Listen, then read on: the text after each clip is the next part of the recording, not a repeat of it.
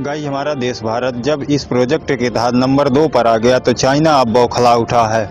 उससे यह पीड़ा सही नहीं जा रही है।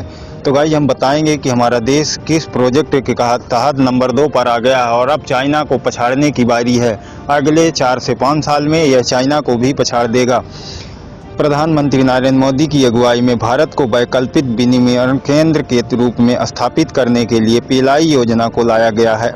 उन्होंने कहा कि पीएलआई का मकसद विश्व स्तरीय कंपनियों को भारत में लाना है और भारतीय कंपनियों को विश्व स्तरीय बनाना है।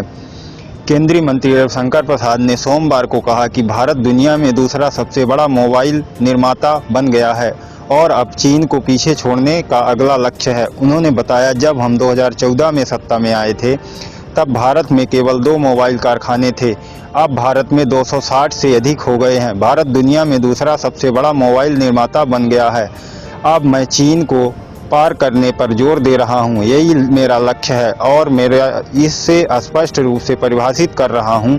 उन्होंने बातें उद्योग संघ फिक्की के वार्षिक अधिवेशन में कही। उन्होंने कहा कि सरकार दूसरे क्षेत्र में पीएलआई योजना के विस्तार से भारत को इलेक्ट्रॉनिक उत्पादों का विनिर्माण केंद्र बनाना चाहती है। भारत 2017 में दुनिया का दूसरा सबसे बड़ा मोबाइल विनिर्माण केंद्र बन गया था।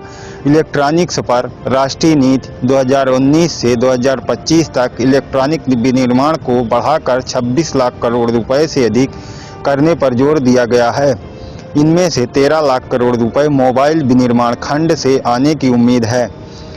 प्रसाद ने यह भी कहा कि प्रधानमंत्री नरेंद्र मोदी की अगुवाई में भारत को वैकल्पिक विनिर्माण केंद्र के रूप में स्थापित करने के लिए पीएलआई योजना को लाया गया है। उन्होंने कहा कि पीएलआई का मकसद विश्व स्तरीय कंपनियों को भारत में लाना और भारतीय कंपनियों को विश्व स्तरीय बनाना है।